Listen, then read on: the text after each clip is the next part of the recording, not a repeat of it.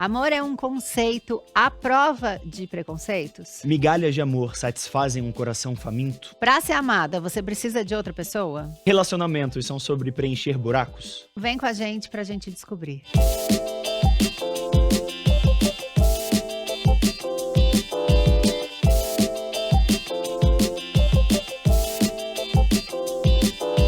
Aqui na minha frente eu tenho a prova viva de que o conhecimento é revolucionário. Ele é criador de conteúdo, palestrante, professor, sociólogo formado pela USP, que veio de berço nordestino na zona norte de São Paulo. E chegou onde chegou porque é teimoso, dedicado e bota a banca sim porque sabe bem que pertence a todos esses lugares, apesar do que o capitalismo diz. Como youtuber, ele vem ganhando o mundo pelas suas opiniões fortes e muitas vezes controversas. E é assim que ele segue fazendo debate sobre desigualdade, raça, política, chegar mais longe. E ele está aqui para tirar a nossa dúvida. Será que amor e resistência andam juntos? Bem-vindo, Thiago Torres, chavoso da USP. Obrigado, Camila. Salve, Gabriel.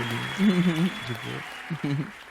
Ela não é só uma artista. Ela é movimento. Cantora, compositora, faz poesia com ritmo, é atriz, performer e ícone da luta por diversidade e direitos humanos. Depois de conquistar o público com Enviadecer ainda no YouTube, ela estourou na música com Bicha Preta, Talento e com os álbuns Pajubá, Trava-Línguas. E daí pra frente foi só sucesso. Atuou no filme Corpo Elétrico, na série Segunda Chamada e mergulhou de cabeça no BBB 22, mostrando um lado afetuoso e acolhedor que encantou o Brasil inteiro. Deu um hiato, mas voltou com tudo pra gente saber que novo capítulo ela vai escrever nessa história cheia de força artística e política. Hoje ela tá aqui pra mostrar como se transforma a liberdade em atos de resistência. Seja muito bem-vinda pra esse papo, Lina Pereira, minha linda quebrada.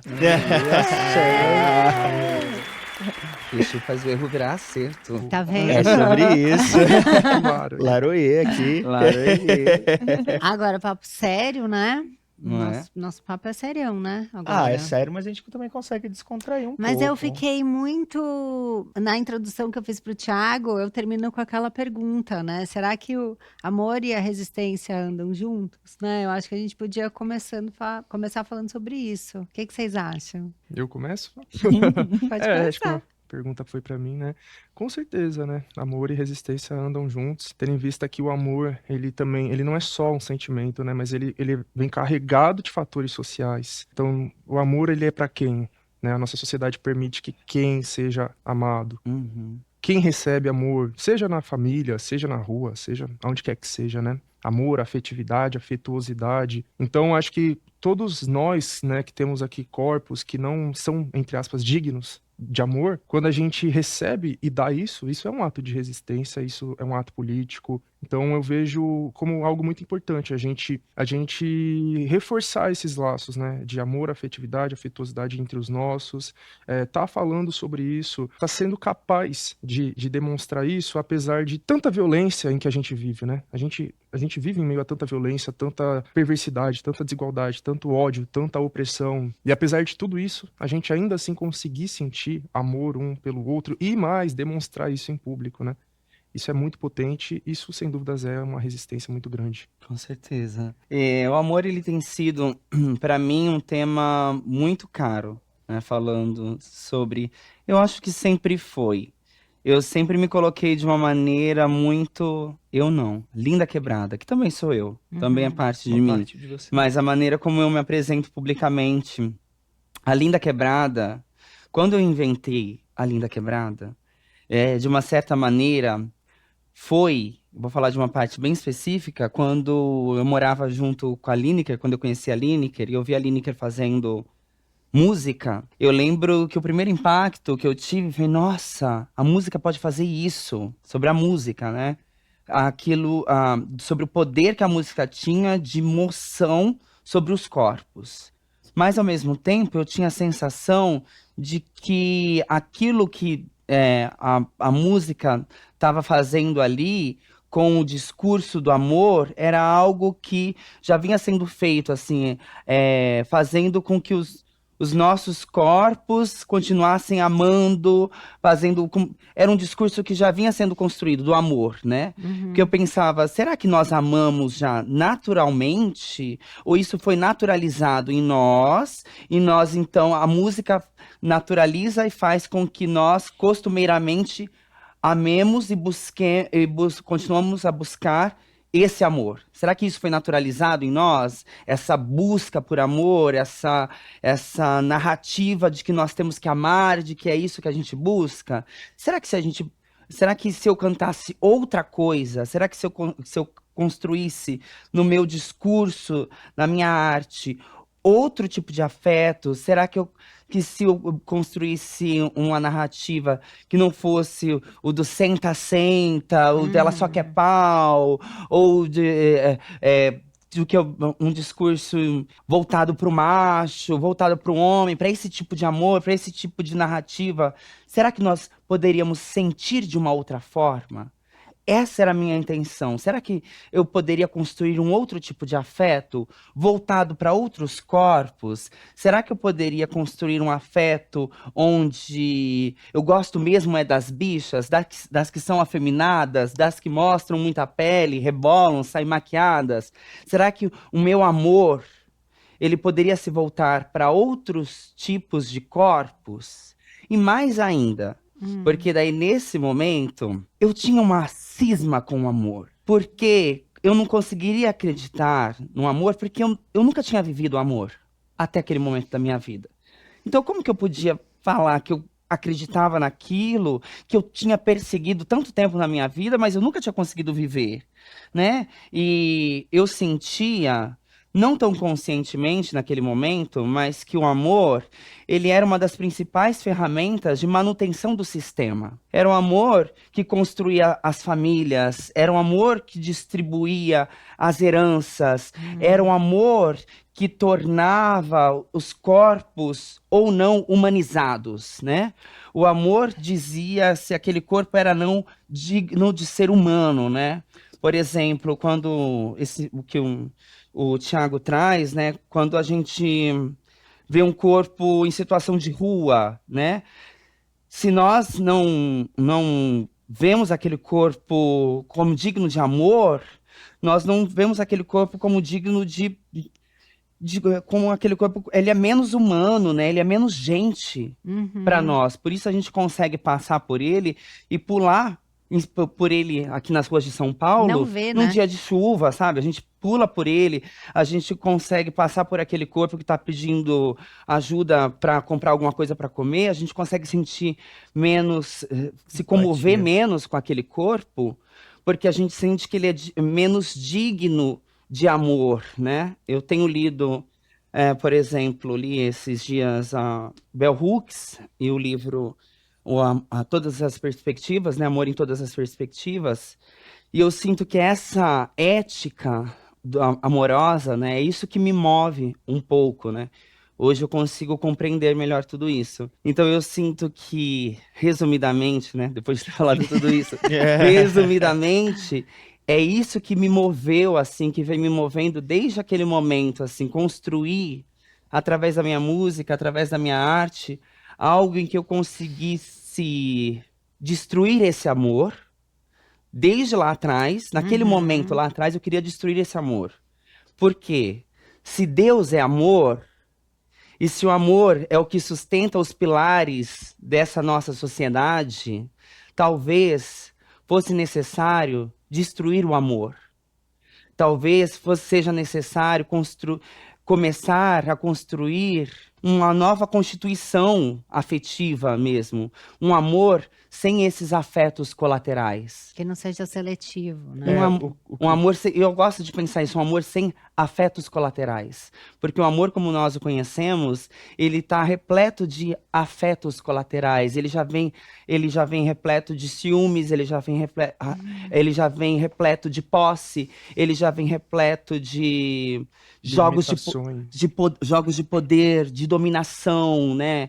E não tem como o amor, ele tá junto desses jogos de poder, né? Pelo menos não quando a gente pensa pelo menos no que eu penso, no amor como ação, no amor como prática, no amor como honestidade, no amor como algo construído coletivamente. Isso tudo que você me falou me veio muito no pensamento de o que a gente socialmente chama de amor é amor ou é um discurso sobre relação, né? Porque a gente pode falar desse sentimento amor por uma face biológica, a gente pode falar desse sentimento do amor por uma face social, assim como a gente pode falar desse movimento do amor, desse sentimento do amor, numa fase mais metafísica, que alguns vão chamar de espiritualidade, divindade, o que quer que seja. E aí o que eu sinto é que hoje o discurso está muito misturado e as pessoas não conseguem colocar nas caixinhas o que é ok. Independentemente da gente ser humano e ter alguns impulsos biológicos, como ciúme, como amor, como isso, como aquilo, o que socialmente a gente vai constituir como correto e para quem a gente vai direcionar talvez esse discurso de amor. E além disso, o que esse discurso até onde esse discurso metafísico pode esbarrar nos nossos direitos constitucionais. Porque, tipo assim, ok, você pode ter a crença que você quiser, você pode ter a fé que você quiser, a sua divindade, a sua religião, o seu ateísmo, o seu gnosticismo, o que quer que seja que você acredite metafisicamente, pode ser o que você quiser, desde que não ultrapasse uma questão constitucional e as nossas questões biológicas de impulso também não podem esbarrar essa questão constitucional, porque senão começa a ir nesses lugares de efeitos colaterais, né? Eu acho isso que você falou pra mim, eu acho que eu tô falando a mesma coisa do que você falou, mas despertou isso em mim. Mas é muito interessante, eu gosto disso, entre efeitos e afetos colaterais, nesse lugar, é muito interessante, porque se a gente não consegue dar nome, né? O que é amor? O que a gente está falando de amor? Se a gente fala de biológico, a gente está falando de algo que é sensual, não é o amor. A gente está falando de algo que é mais de um aspecto de uma sensualidade, né? Mas se a gente está falando de amor, o que é amor para vocês, assim? Isso tem acho que é uma boa pergunta. Acho que é uma boa pergunta. Muito bom. Isso, porque eu tenho perguntado isso, gente, para todo Uber que eu entro, eu tenho gravado.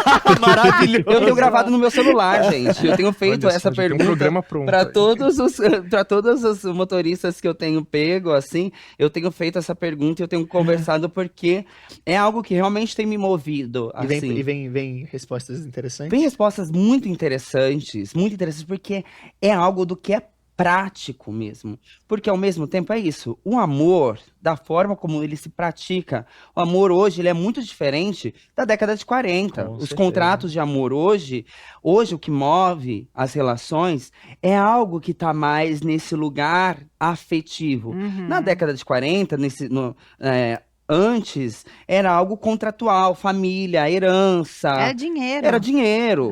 Hoje, ainda é.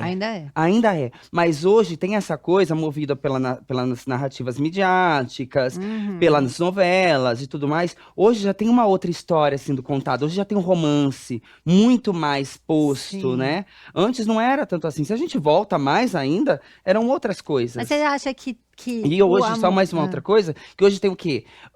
Se a gente, desde antes, mas tem os crimes passionais. O amor move também a que hajam muitas mortes. O amor mata. Inclusive, o amor mata. Crimes passionais juridicamente já foram considerados como constitucionais, né?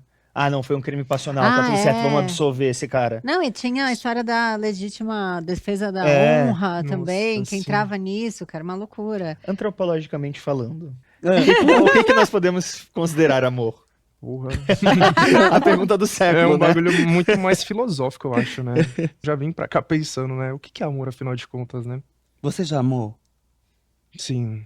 Amei, sim. Eu demorei um segundo pra pensar, porque assim, quando fala de amor, né? A gente pensa muitas vezes, num namoro. Mas aí eu parei e pensei, não necessariamente, né? Pô, eu amo a minha mãe, eu amo Exato, né? meus amigos, minha família, meu cachorro. Eu amo, enfim, uma série de coisas, né? Eu pra cachorro e gato. Muito pra amor. cachorro, gato, às vezes até humanos são cachorros, são gatos. Eu acho que o amor apesar de ser muito difícil de definir, assim, quadradamente, eu acho que é você querer o bem, né, de algo, de alguém. Esse alguém pode ser você mesmo, inclusive, né? E querer esse bem acima de tudo, inclusive acima das suas próprias vontades, né? Porque, sei lá, se você gosta de uma pessoa, você quer se relacionar com ela, mas ela não quer.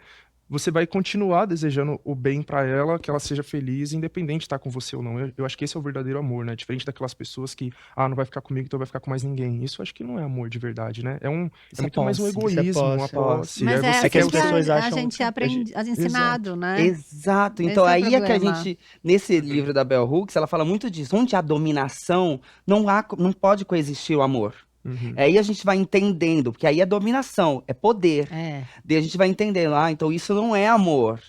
Porque o amor, ele é essa sensação, essa prática de querer desenvolver-se espiritualmente, ela fala isso, tanto você quanto o outro. Você quer ver o outro se Eu acho que é desenvolvendo. mais horizontal, Crescer. né? Exato. Você Porque quer ver o outro crescendo, se quando a desenvolvendo. gente fala de poder, a gente fala de hierarquia, né? Você quer ver Também. quando o homem quer ter poder sobre É. sobre a outra pessoa, quando um grupo social quer ter poder sobre o outro. E as Porque a pessoas gente- geralmente querem que o amor permaneça igual, né? Quem nunca ouviu a frase, você não era assim no começo do relacionamento? Você mudou, é. graças a Deus, ainda bem que eu mudei. Cara, então o amor Exatamente. é uma grande mutação É uma nossa, construção. né? Também. Porque se eu for classificar, eu tenho vários tipos de amor. Uhum. Sabe? O meu amor pela minha mãe é um tipo, o meu amor pelo meu marido é outro, o meu amor pelo meu filho é outro. Ainda que tudo seja amor, Amor pelo trabalho. exato. O amor pelas pessoas, sei lá, pelas pessoas que a gente convive. Que são, principalmente, sabe quando eu tenho pensado muito isso? Porque agora, mais do que nunca, eu tenho me confrontado com a necessidade de aprender a me amar. O amor próprio. E É o mais assim, importante. Esse é o mais é difícil. o mais Não difícil. sei se é o mais difícil, assim. Eu acho que é. Mas eu acho dificílimo, às vezes, conviver comigo mesma. Eu acho muito difícil. Às vezes, eu quero divórcio comigo. Eu quero estabelecer um divórcio, porque às vezes eu me acho fácil de conviver comigo, às vezes eu acho dificílimo. Conviver com a minha própria solitude, conviver com as minhas idiosincrasias. Uhum. Ai, sempre quis usar essa palavra. Com as minhas idiosincrasias. E é muito complexo, assim, acho que o meu vazio, os nossos vazios, né, falando assim de uma maneira coletiva, e eu tenho aprendido um pouco nesse lugar de aprender a lidar com as nossas diferenças, as diferenças com o outro, e aprender a amar o outro nesse lugar agora, quando eu entro em contato. Depois de lidar com a minha própria solitude, estou me relacionando com uma pessoa, comecei a me relacionar com outro alguém. E eu sou a pessoa que eu começo... Eu já me apaixono. No primeiro dia, já me apaixonei. Eu tô apaixonado, eu fico apaixonada. Eu não sou a pessoa que vai se apaixonando, eu sou a pessoa que me apaixonei. No primeiro dia, eu já falei assim, quer morar junto comigo? Eu E aí sou que mora o essa, perigo. eu sou essa Aí. pessoa. Vamos adotar um pet? Eu juro pra você, sou essa pessoa, já tô pensando assim, quer morar junto comigo? Na primeira semana, pra não dizer no primeiro encontro, na primeira semana. E daí depois, os véus da paixão vão saindo, vão caindo, e você vai vendo as diferenças que você tem em relação a outra pessoa. Você vai vendo a outra pessoa de fato, vão saindo os véus da paixão, e você vai vendo, é uma outra pessoa que tá aqui na minha frente. E o que sobrou, né? O que Eu sobrou amo. daquilo que eu projetei. Você idealizou. Exatamente. E daí eu ainda amo quem está diante de mim, que não aquela projeção. E daí eu tenho aprendido um pouco com isso, porque você vai vendo que a outra pessoa é diferente daquilo que você imaginou, e eu tenho aprendido a amar nesse lugar, sabe? Aprendido a respeitar também as minhas próprias limitações, os limites do outro. E Então, acho acho que tem a que ver com o amor próprio também, sabe? Às vezes a gente fala muito disso que a gente tem para com o outro, mas o quanto a gente não se idealiza tanto para cima quanto para baixo. E aí onde é que a gente se relaciona com isso, né? O quanto ter o ego inflado pode ser positivo ou negativo, e o quanto ter uma autoestima baixa também pode afetar a sua autopercepção. Eu sou igualzinho você. Tipo assim, tem dia que eu falo, nossa, que pessoa incrível que eu sou. Aí tem dia que eu falo, nossa, sou muito chato. Sabe o que E eu a fiquei gente fica nessa pensando? montanha-russa, sabe? Tem ensinamentos de amor que, na verdade, são, né, os sinais que a gente recebe da sociedade através do cinema, da música, como você falou, diferentes para cada tipo de pessoa. Uhum. Então, eu sou uma mulher de 43 anos. Eu cresci ali anos 90. O que foi ensinado para mim do que é o amor de posse e ciúmes. Então, quanto mais ciumento o meu namorado era, mais eu falava, nossa, mas ele gosta tanto de mim, Exato. né? E que vai ser diferente do amor que foi ensinado para esse cara que estava comigo. E isso é loucura, porque cada pessoa aprende amor de um jeito. Sim. Não só pela literatura, ou pelo cinema, ou pela música, Dentro mas de casa. dentro de casa. Isso que eu ia Você falar. entende É como- muito. O exemplo familiar, ele pega muito também, né? Então, você vê ali. Se você cresce com um pai e uma mãe, já começa por aí, né? Porque boa parte da nossa população já não Aham. cresce com essa configuração familiar. Já não E se tem. cresce, geralmente é vendo isso, essa relação de posse, né? O pai ali, ele é o dono da sua mãe, daquela mulher, e ele é muito ciumento, ele é possessivo, e ele briga e não sei o quê. Ou o contrário, a mulher muitas vezes também é aquela mulher ciumenta e não sei o quê, e aí vê o homem já falando com outra mulher e já não gosta, e a criança já vai pegando tudo isso, né? Só, E a gente vai aprendendo, né? Por E a mais que gente você não tenha percebe. citado a questão geracional, eu diria que isso permanece. Claro que tá Permanece. mudando muito, a gente tá tendo mais debates nas redes sociais, etc. Mas o grosso, assim, infelizmente a gente ainda vê isso muito forte, né? Às vezes a gente, por exemplo, vou falar aqui uma perspectiva de periferia de quebrada. Eu acho que o assunto mais difícil de se tratar com a quebrada é não monogamia. Infelizmente, é um bagulho que, assim, você Não quer rola. falar isso, sai fora, você não é conversa, isso é um absurdo, que não sei o que, Eu vou principalmente... sair daqui agora. Não concordo com isso, né? Eu digo, também, por quando favor. eu vou Mas é conversar difícil, com os meus né? amigos, meus parceiros, isso é tipo um papo inadmissível, tá ligado? Pra mim Porque também. sempre vai cair naquele papo da talaricagem, que aqui na periferia de São Paulo é, tipo, o maior crime possível. Porque, tipo, às vezes não é nem talaricagem que você tá falando, né? Uma vez eu tive um debate com uns amigos meus, eu falei assim, mano, se eu, sei lá, namoro uma pessoa, e aí eu termino com essa pessoa, e depois um amigo meu quiser ficar com ela, eu não me importo. Nossa, eles acharam isso o fim do mundo. Jura por Deus? Juro. É o fim do mundo. Você concorda? Cara, a posse vem depois, né? Continua. Até depois. Qual é Não, esse contrato exatamente. dessa posse? Não, tô brincando. Por né, quantos gente? anos, né? Dura. Eternamente. Não, tem umas coisas assim que pra mim são chocantes, assim, sabe? E se a gente falar de bolhas, né? Porque qualquer lugar a gente vai falar de bolha. Eu que tenho 43, posso dar um recado para esse seu pessoal. A gente vai crescendo e vai ficando, entende? Todo mundo vai ficando com todo mundo. Uma hora ele vai ter que ficar, ou a ex dele vai ficar com Eles alguém. vão ficar escondidos, porque é isso que acontece, né? As pessoas são Isso que hipócritas, é. elas É, a pregam hipocrisia, contra alguma aí coisa, pega. falam, mas elas fazem escondido. Vocês acham que amar é pra todo mundo? Sim, Deveria ser. é. Na teoria, mas eu acho que... que é isso. A teoria, gente...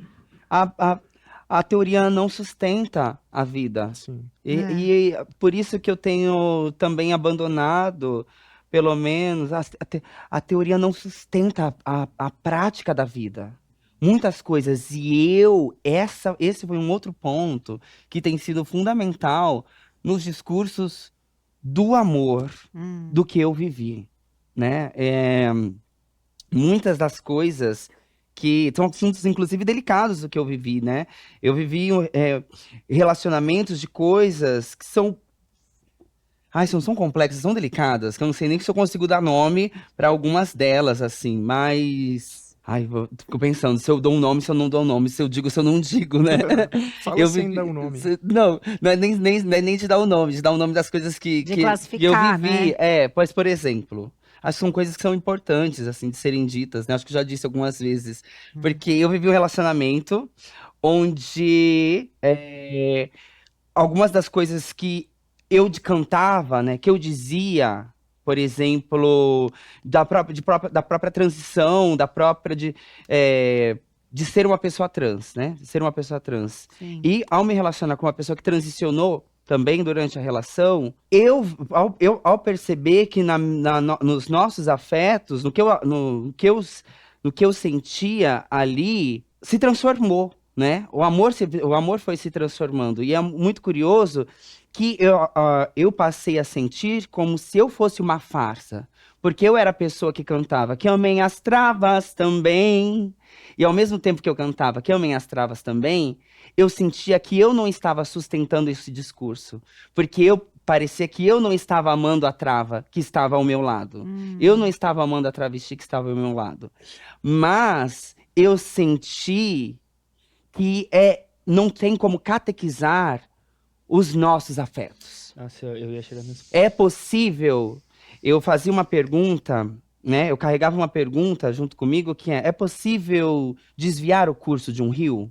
É possível desviar um curso de um rio?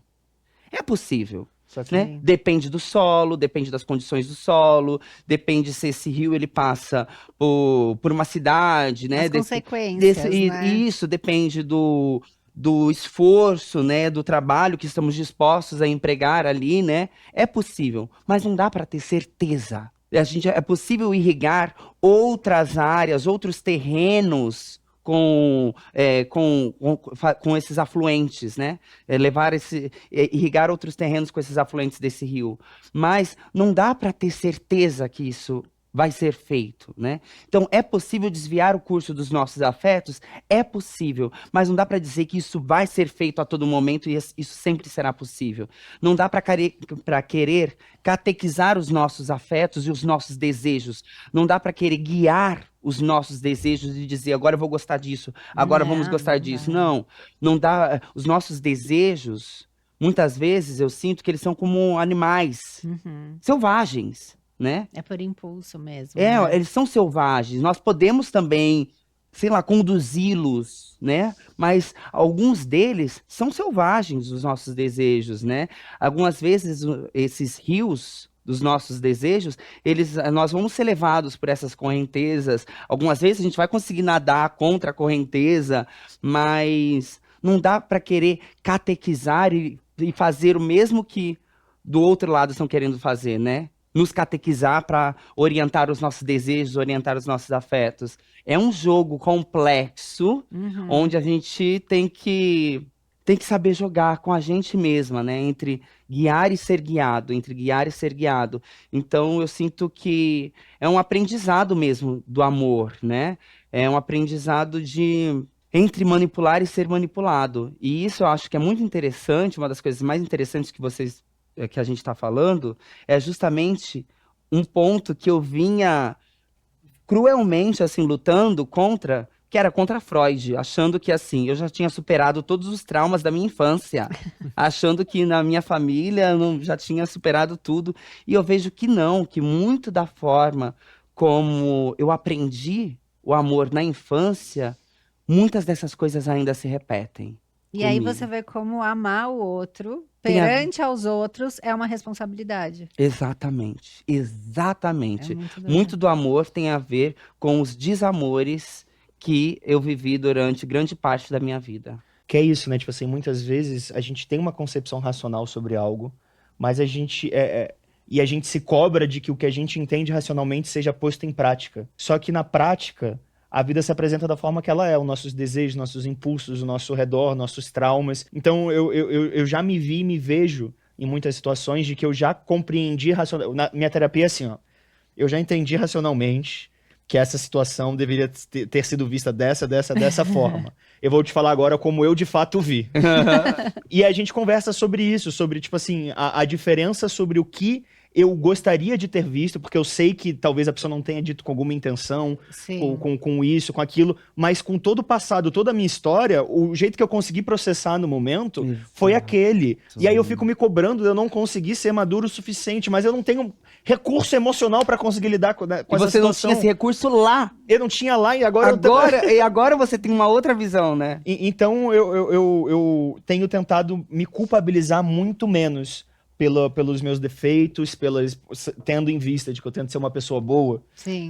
Eu tento não me culpabilizar por muito das minhas imaturidades. Porque eu acho que é isso, é muito sobre as formas que a gente aprendeu e viu e às vezes absorveu inconscientemente. Uma coisa muito boba mesmo, que não tem necessariamente a ver com amor romântico, mas acho que é amor social, assim.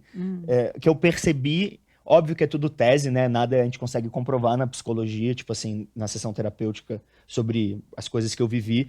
Mas, tipo assim, eu vivi a minha infância e adolescência com os meus pais quase não levando amigos pra casa. quase não tinha um convívio social da minha mãe saindo, do meu pai saindo. As contas eram sempre muito apertadas, então o dinheirinho que tinha eles guardavam para os filhos, dificuldade de pagar a escola. E aí hoje, com 25 anos, eu me vejo com dificuldade, às vezes, de pertencer a algum grupo social. Eu me sinto muito... agora eu tô um pouquinho com você, agora eu tô um pouquinho ali. De Ai, socializar. na minha casa não, sabe? A Não, gente vamos pra reproduz. sua, então você vai pra sua casa, eu venho pra mim, a gente conversa pelo WhatsApp. Isso, sabia que é um exercício muito grande para mim, porque eu também, eu sou filha única, meu pai trabalhava, viajava pra caramba, enfim, tinha grandes ausências dele ali, e era muito só eu e minha mãe muito livro, muito sozinha. Minha casa era um silêncio, caía uma agulha, você escutava, era uma coisa assim. Eu também sinto que eu tenho dificuldade, assim, às vezes, de interação social,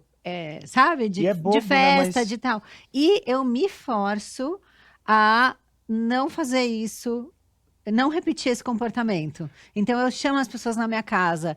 Hoje em dia eu comemoro aniversário, eu faço festa, porque eu preciso que o meu filho não tenha isso, sabe? Uhum. E o mais interessante é que por muito tempo, pelo meu recorte social, eu vivi dentro de uma bolha e eu só fui quebrar e furar essa bolha quando eu comecei a trabalhar.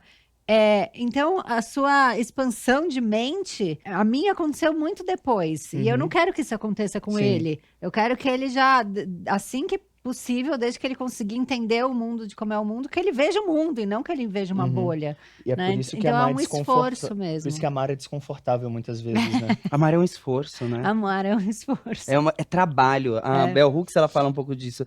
Às vezes a gente tem a sensação como se amar fosse uma coisa assim, fosse só Livrão, prazer. ai, Fosse só prazer. Amar é um trabalho mesmo, né? É um esforço. É um jogo de Construção. uma construção. É algo de ceder. Ela fala, a Bell Hooks, nesse livro, assim, eu tô praticamente uma pregadora da palavra da dona Bell Testemunha Hooks, da né? Testemunha da Bell Hooks. Posso falar da palavra da Bell Hooks hoje, Com gente? licença. Porque ela fala que é um trabalho de honestidade, um trabalho de parceria, ela fala parceria, honestidade, sacrifício, doação, né? De coletividade, desse lugar da coletividade, e esse lugar do trabalho mesmo, né? Então eu sinto que é um exercício diário mesmo, né? E é importante que seja recíproco, né? Porque o Hum. grande Ela fala problema... muito desse lugar da Ai, O grande reciprocidade. problema é que essas coisas que você citou, elas não venham de ambos os lados, né? Só venha de um. Mas sabe qual é o lugar da difícil da reciprocidade? Esse é um lugar que eu acho que é interessante, pelo menos pra mim tem sido. Esse é um lugar que é difícil pra mim de pensar, que eu gostaria até de pensar coletivamente, porque a reciprocidade ela não quer dizer que ela seja simétrica, né? Porque às vezes o que o outro tem pra dar, o que a gente dá, muito, né? A minha terapeuta, ela diz assim, você entrega demais, Lina. E às Você vezes dá é demais. fácil, às vezes você não vai entregar tanto e o outro vai falar, mas entregava tanto, e agora? E assim, você tá dando demais, deixa o outro dar também, né? E daí, só que quando eu dou demais, uma outra autora que eu gosto muito é a Ana Sui. Ai, eu gravei com ela ontem, ela é um Sério? sonho. Demais, aqui? Não, é Ah, o uma outra Noia, o coisa. outro Ela programa. tem 50 Nossa. podcasts, ela grava bastante. Ela é A gravadora. Ana Sui, Ela é e ela fala, demais. o livro que ela fala, A Gente Mira no Amor e Acerta na Solidão, Aham. é muito interessante, porque ela fala que muitas vezes a gente quer, e como isso é violento, e eu tenho percebido quanto o meu amor é violento. Porque eu quero tapar o buraco das outras pessoas, do outro, muito, porque eu quero te dar a grama mais verdinha, eu quero te dar a cereja do bolo, eu quero te dar os mignons mais cortadinhos, eu quero te dar tudo do melhor, para que quando eu não esteja com você, você sinta a minha falta. Eu quero te dar tudo que tem de melhor no mundo para que quando eu não esteja, você queira estar comigo. E isso é muito ruim, né? E quando o outro não me dá o Na mesma mesmo, intensidade. eu causo uma demanda pro outro. Nossa, Eu faço eu com acho que eu sou igual a você. É. Tô descobrindo aqui. Falar mais que eu tô me entendendo. Tô me entendendo. eu causo uma demanda, eu causo em você a necessidade de você me entregar o mesmo. Aham. Uma coisa que nem existia. Assim, eu construo uma demanda em você. Eu faço você se sentir mal por você não me entregar tudo aquilo que eu sinto falta. Nossa. Isso é muito cruel. Meu É que quando a gente fala de amor é relacionamento mais sobre equidade do que igualdade, né? Uhum. Não é devolver na mesma intensidade, não é devolver... Isso. Só que daí é preciso ter esse olhar de ambos os lados. Sim. Só que E quando... quem tá Quem tá preparado pra ter esse tipo de conversa? Então, e quando um dos lados, e muitas vezes os dois lados estão adoecidos emocionalmente ou psicologicamente. O outro não tá bem pra dar, e você não tá pronto pra receber, e aí é uma troca. É. Eu tô passando por isso nesse momento. Exatamente, eu também, gente. A Não, gente é mais sobre isso. desabafando. E aqui. assim, eu namorei uma vez só na minha vida. Só uma vez, em 2019. Quer namorar de novo? Então, eu namorei 6 meses com um cara, né? E foi muito difícil. Tipo, de ambos os lados, né? Porque eu vinha cheio de traumas, cheio de medos, cheio de... Porra, nunca fui amado, nunca fui querido, sempre me rastejei pelos outros. Sendo essa pessoa que se doa muito, que faz de tudo pela outra pessoa e não recebe nada. E a menor migalha pra mim já era suficiente. Né? E aí eu entro nesse relacionamento com uma pessoa que era totalmente diferente de mim, sabe? Ele era uma pessoa bem fria, ele era uma pessoa bem na dele, ele não entregava nada, assim, nesse sentido, né? Claro Sim. Passando a mesma coisa. que tristeza. Tô passando a mesma coisa. Calma, se ele estiver assistindo, não é bem assim. Para a Tá, gravação. assim, para a gravação. É mais ou menos a Pergunta mesma de novo. coisa. Então, tipo, ele não entregava da forma como eu queria, né? E aí foi muito difícil, assim, pra mim entender isso que você falou, que essa reciprocidade nem sempre ela vai ser da mesma forma, ela pode vir de outras formas, né? Mas, enfim, eu comecei a fazer terapia durante o relacionamento, porque, olha que loucura, né? Era uma pessoa com tão pouca autoestima, tão pouco amor próprio, que enquanto eu estava me fazendo mal, tava de boa. A partir do momento que eu comecei a namorar e comecei a fazer mal pro outro, aí eu fui procurar terapia porque eu estava fazendo mal pra ele, tá ligado? Mas isso Só que a acontece terapia foi muito, boa, porque fez eu cara. terminar o relacionamento. Você enxergar uma dor sua através do outro. Sim, isso já isso aconteceu acontece comigo bastante. também. Isso é Sim. muito doido. Porque enquanto eu tava solteiro, eu não percebia muito essas problemáticas, né? Agora, tipo, você entra num relacionamento, isso começou a vir à tona, e tava machucando, e tava gerando brigas, e fui atrás de terapia. E aí, nisso que eu começo a fazer a terapia, a psicóloga começa a me ajudar a ver, enxergar minhas qualidades, a construir um amor próprio, até que chegou no momento que eu entendi que, tipo, pô, ele não tá me oferecendo nada, tá ligado? E aí eu cheguei nele e falei, mano, fiz a terapia, me curei, entre aspas, que depois eu continuei anos com a terapia, né? Mas agora eu quero que você faça também, porque eu tô vendo que você também tem seus problemas, você também tem seus traumas. Ele falou, não vou fazer.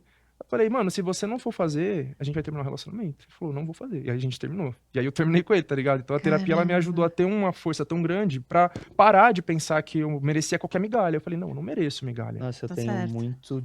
tenho uma tangente muito grande com tudo isso que vocês estão falando da minha vida, que é sobre esse lugar de fazer mais pelo outro do que pra si. Quando eu tô num relacionamento, eu viro médico, né? Eu quero sarar todas as feridas da pessoa.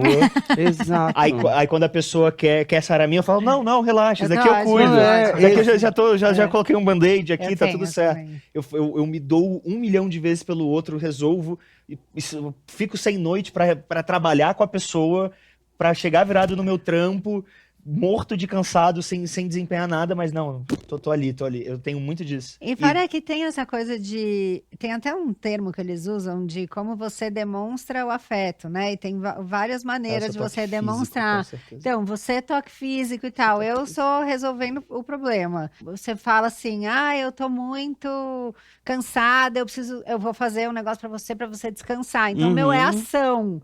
Não é tanto na fala, né? De dizer que ama, que você é importante pra mim e tal. São nas ações. E às vezes o outro também não interpreta direito que isso é a sua maneira de amar, né? E sente falta do toque físico, sente falta, né, da fala, né, de declaração. Então, é tão específico amar Sim. de todas as maneiras que não tem como não dar ruim em algum momento, E é né? muito importante a gente aprender a ver isso, né? Tipo, que o outro, ele tem uma forma diferente de demonstrar amor. Porque, por exemplo, meu pai, né? Eu tenho uma relação... Sempre tive uma relação muito difícil com meu pai, né? Por N fatores. Hoje ela tá bem tranquila.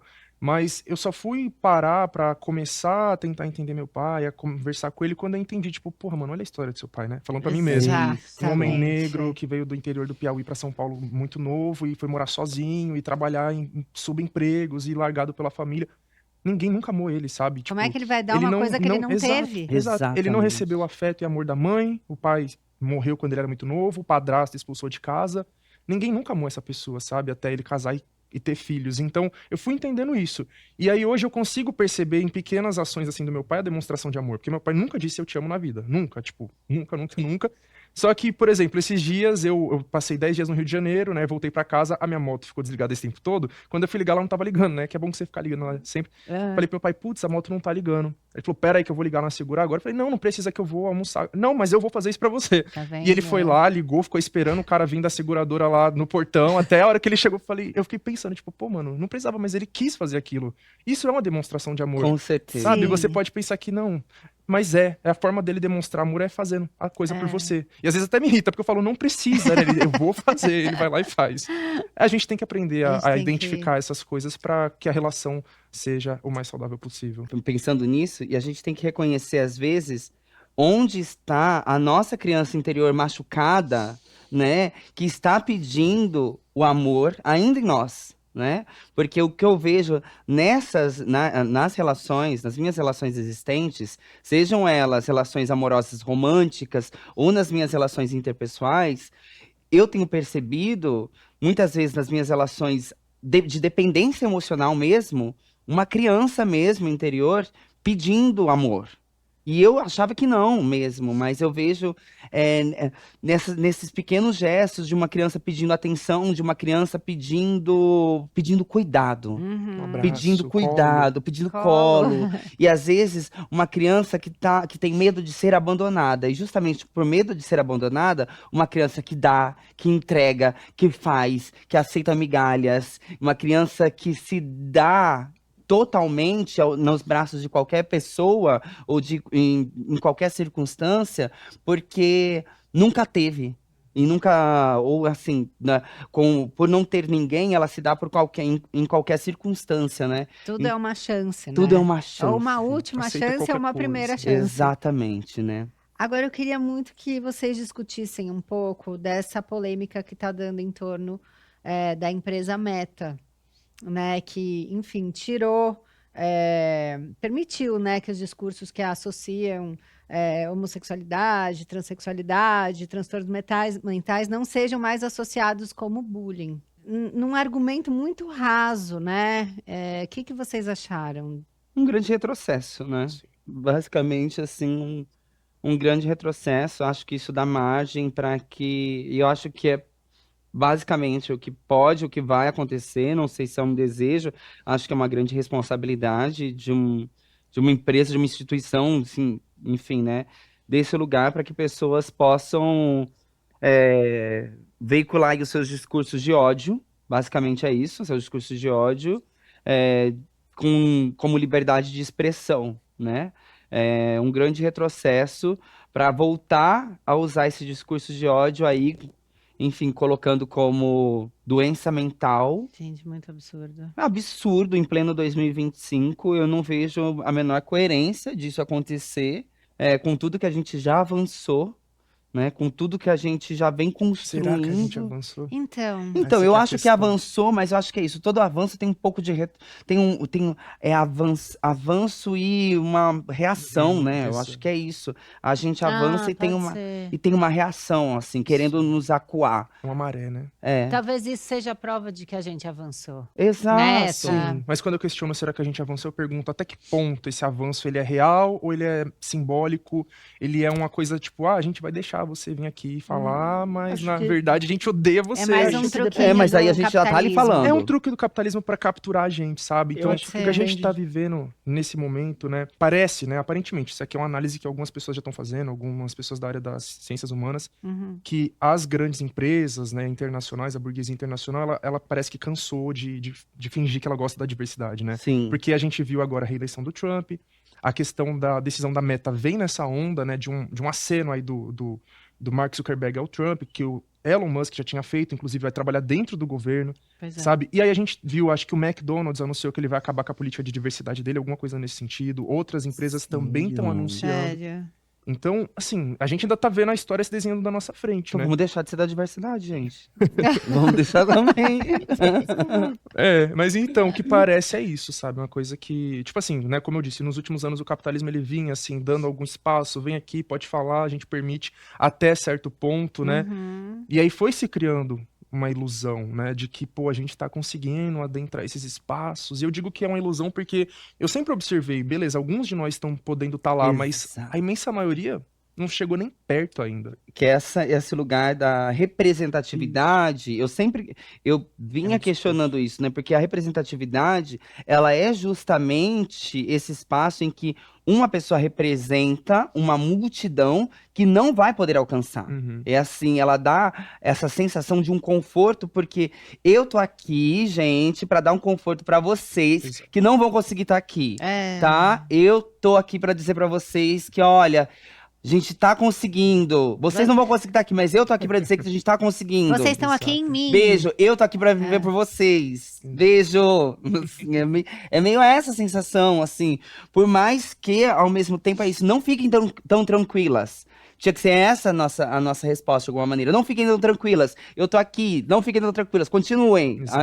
É. Avancem. Só eu tô aqui. É, A sensação, não a é sensação isso. que eu tenho é que toda virada social da humanidade começou, abriram brecha para que elas acontecessem, seja por quais motivos foram. Aí quando percebem que vai ter uma revolução, seja cultural, seja econômica, seja política, a galera fala, opa, essa galera, eu dei um queijo, eu dei um queijinho pro meu ratinho, ele viu que tem queijo na geladeira, ele tá querendo pegar o queijo todo, mas o queijo é meu. Eu dei um pedacinho só pra ele. É isso. Porque como assim ele quer mais? É. E eu acho que a representatividade é esse lugar de, tipo assim, ok, é importante que se tenha representatividade, mas, cara, não vou me contentar só com um queijinho, não. Eu quero queijo pra todo mundo, tá ligado? Exato. Isso aí, exatamente. Sabe o que me deu essa sensação agora, você falando? É isso, é preciso continuar com Não dá pra essa se satisfazer. Não dá pra se satisfazer, não dá pra ficar Com pouco. confortável. Porque é a mesma Não coisa dá que a gente pra tá falando ficar de amor confortável, próprio. não dá porque pra gente como falar não assim, tinha- gente, tá tudo bem. É. A gente tá conseguindo, a gente tava falando, não, galera, não tá tudo bem. É daqui Não pra tá mais. tudo bem, é daqui, não tá É tudo pé no bem. acelerador. Enquanto a gente não continuar alimentando o nosso espírito de revolta, enquanto a gente não continuar alimentando um certo ar de violência, uma violência política, é isso. Enquanto esse amor, inclusive, esse amor, ele não chegar a todas nós, a gente ainda vai continuar pressionando. Uhum. É paciência e pressão, é paciência e pressão. A gente estava muito paciente. Começou a chamar a gente de doente mental, a gente vai reagir. É isso, sabe? Tipo, e não que ser a doença mental seja um problema, mas é que o retrocesso político, esse retrocesso de colocar a gente nesse lugar, de novo, apesar de tudo isso que a gente vem construindo, isso é problemático, né? Uhum. Sim. Então, Mas eu ia te perguntar uma coisa. Onde você consegue ser flexível para manter uma relação com quem pensa ou vive diferente de você no campo político, no campo social? É possível? como eu falei, eu namorei uma vez só, que foi em 2019, né? Eu saí um pouco traumatizado desse relacionamento, né? E uma das coisas que me pegou muito, que a gente se batia muito, era a questão política, né? Porque eu sou uma pessoa comunista, revolucionária, e ele era um cara mais assim, que eu classifico como social-liberal, né? Então um cara que tá ali entre os centros, um pouquinho centro-esquerda, um pouquinho centro-direita, com as ideias que pra mim, assim, não bate, tá ligado?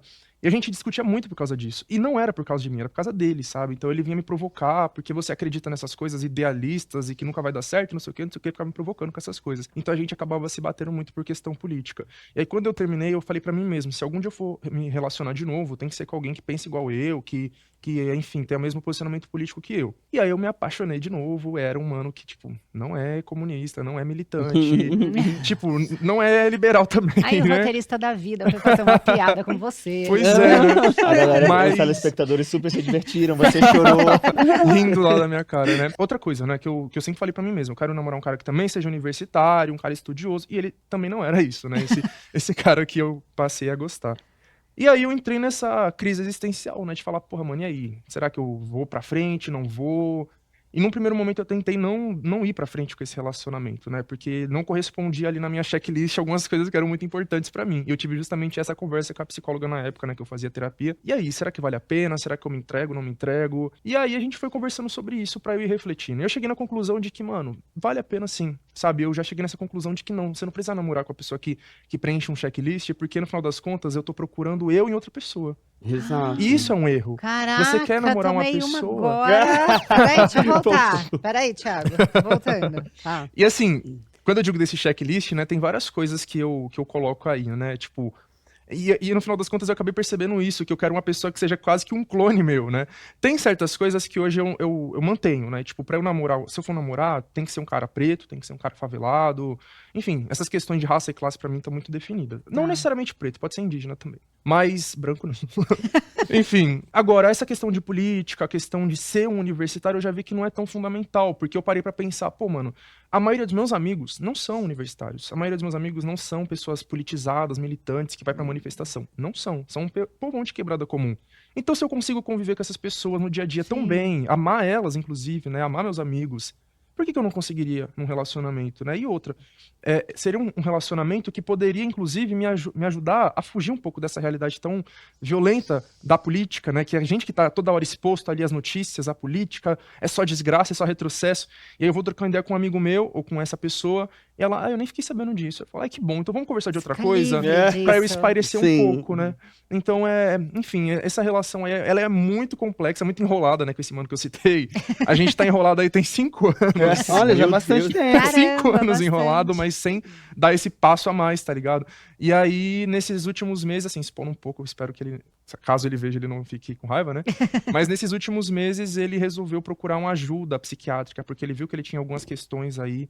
E eu achei ótimo, sabe? Diferente Porque... da outra pessoa que não Exato. quis buscar E veio nenhuma por ele ajuda. mesmo. Por ele mesmo. E aí, nesse momento, ele tá fazendo isso, né? E ele até começou a tomar um medicamento, e isso tem afetado um pouco, assim, a mente dele, né? E a gente acabou dando uma certa afastada nessas últimas semanas, porque eu acho que, não sei explicar, né? Mas acho que a medicação tá mexendo um pouco com o humor dele, que é uma coisa normal, né? Claro. E aí, eu resolvi também dar um espacinho, assim, pra ele, porque... Por ser essa pessoa muito de ficar em cima, de querer, de demonstrar, ele não tava querendo muito isso. Ele já é um cara mais na dele, assim. Eu falei, mano, é melhor dar um tempinho, dar um espacinho pra ele ver o que tá acontecendo, entender esse processo. E daqui a pouco, mano, a gente volta. Eu espero que dê tudo certo aí nesse processo que ele tá passando e já. Meu, a gente é muito igual. volta.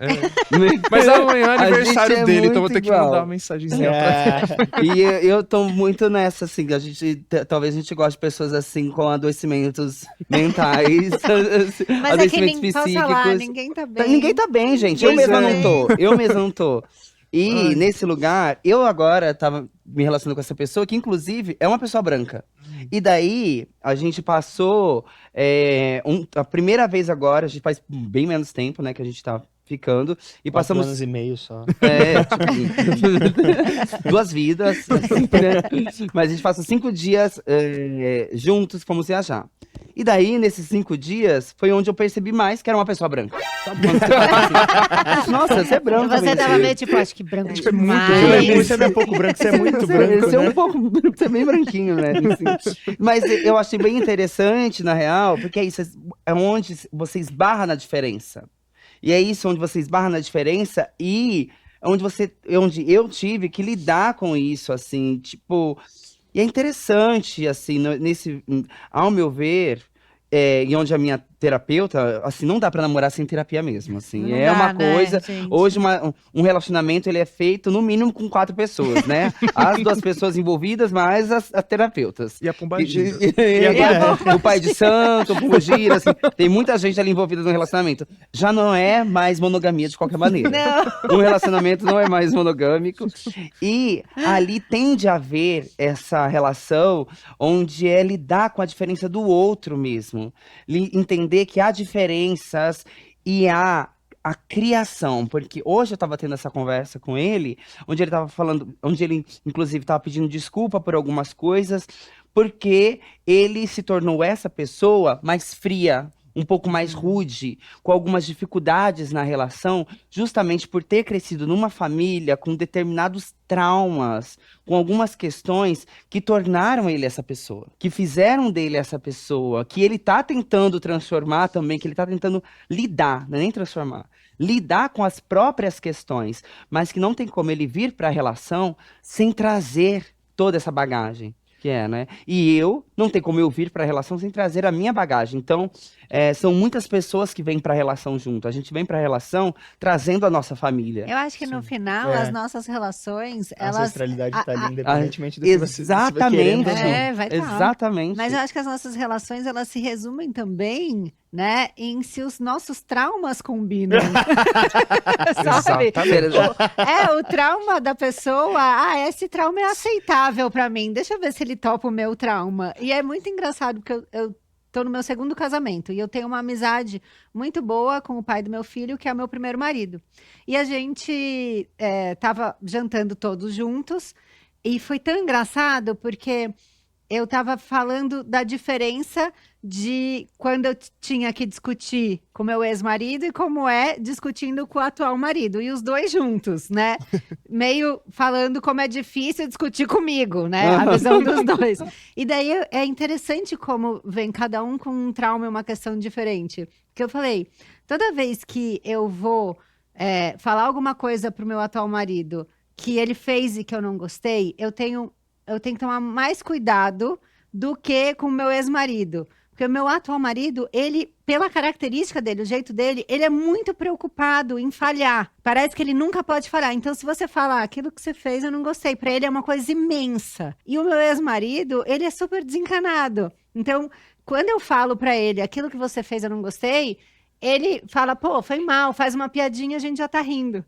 Então é muito clara, sabe? É a mesma pessoa se relacionando com pessoas muito diferentes e a maneira como eu vou falar uma coisa trivial tem que ser totalmente diferente, porque é como cada um recebe aquilo. É que eu acho que é muito o que o Chavoso falou, de que às vezes a gente quer tanto montar uma pessoa que é a gente, Sim. e a gente não se suporta muitas vezes, sabe? Se eu não sei lidar com os meus traumas, se eu ficar pegar uma pessoa idêntica a mim, ela também não vai Exato. saber Exato. lidar com os meus traumas. E aí não vai dar certo. E aí é que tá, né? O crescimento muitas vezes vem do choque, vem da diferença. Esse lugar da... E acho que a internet tem me mostrado muito isso. O quanto pode ser prejudicial esse viés de confirmação de só chegar em mim informações que eu quero ver, pessoas que eu quero ver, com opiniões que são iguais às minhas. Aí vira uma lambeção de saco de eu me auto-vangloriar o tempo inteiro, porque todo mundo ao meu redor pensa igual a mim, E às vive vezes igual a lamber mim, saco pode se ser até veste- gostoso, né? Nada contra. Nada contra. Não Inclusive, temos gosto. nada contra aqui. O que você queria falar? Eu ia dizer sobre essa questão de traumas, né? Aham. Que esse namoro que eu tive em 2019, e acho que um dos motivos pra também ter dado bem errado foi essa questão, né? Que os nossos traumas, eles levaram a gente pra lugares diferentes, né? Porque Não eram eu compatíveis. tive essa idealização do relacionamento afrocentrado, né? Que na verdade nem era afrocentrado, né? Eu achava que duas pessoas negras namorando é um relacionamento afrocentrado. Hoje eu vejo que é muito mais do que isso, né? Ah. Enfim, então eram duas pessoas negras ali namorando. E aí eu pensava assim, pô, ele é um mano negro, de quebrada, que tá numa ótima universidade hoje em dia, então a gente vai ter muita coisa em comum, a gente vai conseguir lidar bem com os problemas um do outro. Só que aí eu fui vendo que, mano, na real, o racismo e os traumas que o racismo causou em nós, ele transformou a gente em pessoas totalmente opostas. Ele fez com que a gente construísse personalidades opostas, né?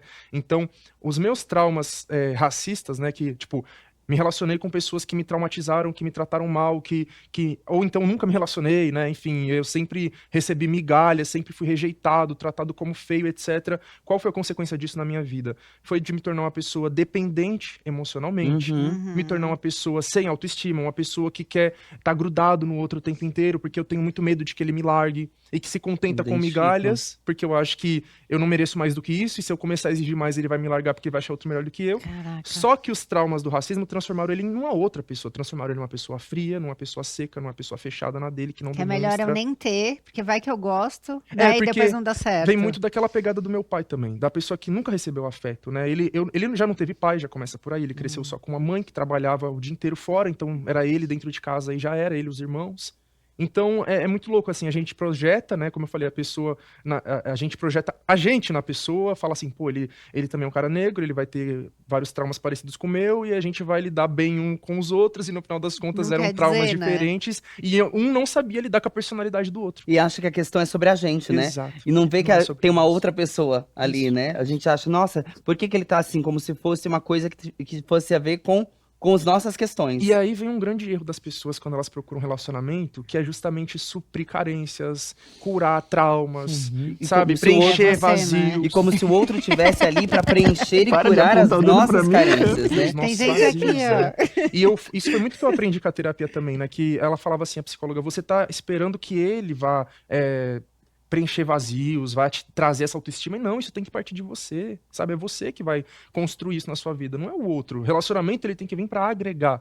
Não é pra preencher um buraco ali que você tá ali esperando alguém chegar. Aquelas ideias de tampa da panela, né? É. a A outra Alma metade da gêmea. laranja. Exato. Ai, Nossa isso não Senhora. dá. Essas visões Isso mata. super idealizadas de um relacionamento, isso é muito nocivo. E o que é inegociável pra vocês? Não sei. Não sei. Inegociável, a pessoa ela tem que ser uma pessoa que respeite minimamente os direitos humanos, né? Porra, não dá pra namorar com uma pessoa que ela é abertamente, não só abertamente, mas que ela é racista, que ela é homofóbica, que ela é transfóbica, que ela é machista, porque mesmo se você estiver falando de um relacionamento gay, o cara pode ser machista pra caralho, o cara Exato. pode ser Claro. racista contra povos indígenas, pode ser uma série de coisas, né? Acho que a pessoa que às vezes ela é ignorante, a gente pode tentar relevar e conversar, dialogar, falar, explicar. Mas quando tem Agora- acesso a tudo, né? e é uma Aí, escolha, pelo amor de Deus, aquilo. assim, pra mim não tem condição de eu namorar com uma pessoa, sei lá, que cague pra o fato da violência policial. Exato. A pessoa que cague pra pessoa em situação de rua. Não, pelo amor de Deus, tem que ter empatia. Isso pra mim acho que é negociável. É E ter mesmo que não empatia. seja para as causas que me afetam diretamente, mas que afetam pessoas semelhantes ou que estão tão na correria pelos direitos humanos que nem a mim, né? Tipo, pô, tô com um cara, mas ele tem uns discursos muito machistas com a mãe dele, tá ligado? Porra, não dá. Pensamento crítico, eu diria isso. É. Uma pessoa que não tá disposta a ter um pensamento crítico, a pensar diferentemente do que já pensa. Sim. Porque muitas vezes é isso. Me relacionando agora com uma pessoa que é diferente de mim e que tem esse confronto, né? Seja racial, seja de gênero, essas coisas que eu tô vivendo. Se essa pessoa, diante das diferenças, ela não tá disposta a enxergar essas diferenças e fazer esse movimento junto comigo, eu acho que isso se torna negociável. Porque é isso. Se eu, junto com essa pessoa, não estivermos dispostos a, poxa, vamos se desenvolver diante disso, a enxergar essas diferenças e crescer juntos, isso torna negociável. Tanto diante das nossas questões interpessoais, seja assim, com as nossas questões raciais, de gênero e tudo mais, quanto a questões políticas mesmo, num contexto social. Acho que não dá para ignorar essas questões aí de não ter um pensamento crítico.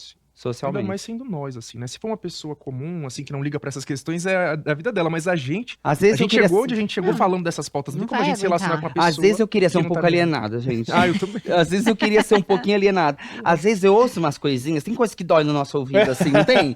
Às vezes tem coisa que a gente se relacionando, começa a se relacionar com alguém, dá uma coisa que dá um assim no meu ouvido. Eu falo assim, será que eu ouvi isso que eu tô ouvindo, gente, mesmo? Assim, acho que eu vou fingir que eu não ouvi. Ou eu acho que eu vou... Tem vezes que eu ouço coisas, começo a ficar com alguém, eu fico com alguém, e daí eu penso assim, será que eu ouvi isso? E sabe quando dá aquela angústia de você não sabe o que dizer? Como é que você fala? Como é que você fala? Já passou por isso? Eu O que já. você fala? Assim, Machismo. você dá uma engasgada, assim, Dá você fala... sim. sabe, E você sai fala assim, tão será que é... natural da pessoa que você E que isso fica que é o sem pior. ação, assim. Você não sabe se é um mimimi. Você vai falar assim, vai falar que é um mimimi. Vai falar que é uma coisa... Porque às vezes são questões pequenininhas. São coisas pequenas, Sabe- mas que dão desconforto. Como eu acho que a melhor forma de lidar, assim, depende do nível de intimidade, né? Tipo, esse mano que eu falei, por exemplo, tem intimidade. Às vezes ele solta um negócio e falou, pô, mano, não acho da hora você falar isso. Ele, por quê? Ah, mano, por causa disso, ele entende. Agora, quando é uma pessoa que você não tem muita intimidade, que se você for falar, talvez ela diga que é mimimi, é a pedagogia da pergunta. É retribuir com uma pergunta. A pessoa falou uma besteira, ou mesmo que seja em forma de piada. Não entendi. O que você quis dizer com isso? E a pessoa vai ter que parar pra pensar, pra explicar. E nesse processo dela parar pra pensar, pra ela puxar um argumento, talvez ela própria perceba que ela falou besteira, Ou sabe? ela não encontra explicação. Exato. pra aquilo não que ela encontrando falou. explicação que ela vai falar, pô, mano, Porque de ela onde que tá veio essa ideia na minha reproduzindo cabeça? algo que ela escutou o tempo Exato. inteiro. E daí, se a gente for partir do princípio que ela está escutando algo que ela ouviu o tempo inteiro, a gente vai entrar no papo de que a relação reproduzindo. nunca é só com uma pessoa. Tem uma família por trás. Exatamente! E daí talvez exige da gente o quê? Alguns Mais ainda. sacrifícios, doações. Porque é isso, gente. Então, Mas isso que a gente falou de família, isso é osso, né? Quando a gente percebe que foi E essa foi toda uma um insight criação. que eu tive, assim, eu já tinha entendido isso, porque, gente, essa foi uma mensagem que eu recebi, e é curioso, né? Porque eu me sinto expondo alguém junto, né? Quando trazendo essas coisas aqui. Mas eu falei pra ele, eu vou falar muito de você, viu? Eu já avisei. Foi avisado. Eu avisei. Porque são questões que eu tenho realmente vivido. Eu passei a noite, assim, eu tava ansiosa pra entrar, pensando, o que eu vou trazer, né? Porque é isso, enfim, as minhas relações, elas são impressas junto comigo, né? Eu trabalho com pessoas com quem eu me relacionei, as pessoas que eu trabalho são minhas amigas, né? São pessoas que fazem parte de mim mesmo, né? Então, tá tudo junto comigo. E eu tava muito ansiosa porque, como esses véus da paixão vão caindo, e não que isso seja uma coisa ruim, eu sinto que é isso. Eu vou me desiludindo. E se desiludir é uma coisa tão boa, porque você vai saindo da ilusão, Você vai né? vendo o real. Você vai vendo o real. E daí você vai tendo essa prova de amor, que é realmente forte e sincera, né? Porque você vai se relacionando com o que há da pessoa ali. E daí eu fiquei pensando, nossa, mas o que eu vou trazer agora sobre o amor? Que é a parte mais dura, né? E sincera. E eu falei, e ele mandou esse pedido de desculpas, né? Falando, desculpa se eu tenho sido rude, né? Eu me importo muito com você, não quero que. Eu achei bonito isso, e falou dessa questão da família. E quando você falou, né, que quando a gente se relaciona, a gente traz muito da nossa ancestralidade, isso é muito forte, né? Porque eu trago da minha ancestralidade, ele traz do que é ancestral para ele, né, nessa questão da branquitude dessa família, do que há de dureza do que a gente carrega. E esse impacto para mim, é o que há de mais ético desse amor, né? Que é falar assim, então vamos se desenvolver junto? Porque às vezes a diferença une, né? Porque Quando assim, você vê que porque tem abertura, principalmente quando né? hoje a gente vive numa prospecção onde assim, se não serve, a gente abre mão, tudo é muito descartável. Eu sinto que as nossas relações estão cada vez mais descartáveis. Ou a gente se relaciona com aquilo que é igual, mesmo nesse nível online, as pessoas que pensam iguais a nós, as pessoas que trazem os mesmos gostos, se vestem da mesma maneira, sabe, estão nos mesmos espaços. A gente tem se relacionado pouco com a diferença, né? A gente tem se relacionado pouco com um pensamento crítico de pessoas que muitas vezes a nossa família é assim. A minha É. família, ela carrega pensamentos que são muito diferentes de mim, muitas vezes, né? A minha família não vem de um lugar que é que é desse pensamento crítico, ou assim, eu sou a primeira travesti da minha família mesmo, assim. Então, eu vim acostumada a trazer a diferença, né? Mas eu vim da rejeição da minha família, né? E eu fui implementando o amor, né? Mas mesmo assim, eu sinto que, até falando particularmente desse amor na família, foi mais fácil para minha mãe. E essa é uma coisa que eu venho até trabalhando também na terapia. Foi mais fácil para minha mãe começar a me amar a partir do momento em que surge a linda quebrada. Hum. Quando, de alguma forma, parece que eu era mais socialmente Aceita. aceita. Caraca. Eu não sei, até a questão econômica mesmo. Nossa senhora, sim. Quando eu pude dar alguma coisa para minha mãe.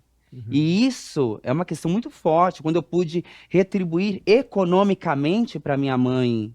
E isso faz com que hoje, isso é uma questão muito cara para mim, assim, dessas coisas Total. mais difíceis, porque eu hoje sinto que é quase como se, para eu conquistar o amor das pessoas, é mais fácil quando eu retribuo economicamente para as pessoas. É mais fácil quando eu dou presente para as pessoas. É mais fácil quando, de alguma maneira, parece que eu compro o afeto das pessoas. Mas será que agora falando como mãe, será que na visão dela, a hora que ela viu uma aceitação externa, também para ela veio uma aceitação num lugar de tranquilidade? Que eu também não seria mais violentada. Exato, Provavelmente, né? provavelmente, mas acho que são muitas coisas. São muitas Porque camadas. ela também é a mulher vindo de Alagoas, de Todo um Viçosa, recorte. Alagoas, que viveu uma vida inteira como empregada doméstica. Uma mulher que lutou a vida inteira para ser amada também. Que também, que não viveu ou experienciou o amor. A única vez que ela disse que foi amada foi pelo meu pai, e que também fracassou nesse sentido, porque não continuou casada. A minha família é uma família de mulheres que foram abandonadas pelos seus maridos. E quando essas mulheres são abandonadas pelos seus maridos, Nossa, de uma certa forma, elas trazem isso do fracasso, porque elas não conseguiram ser mulheres. isso chega Porque até ser você. mulher é ser mulher de alguém, para minha família. Caraca. Principalmente quando é da igreja, né? E, assim, e elas nem são assim tão fortemente da igreja. Mas para minha família, ser mulher é ser mulher de alguém.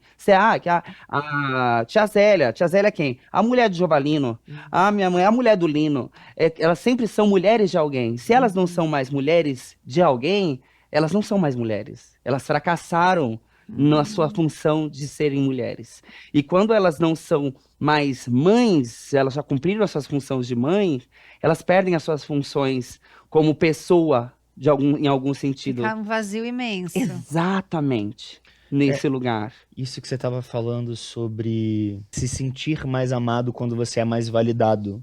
E a validação social hoje vem muito através financeira, visibilidade, tudo isso é muito real. Isso é muito real.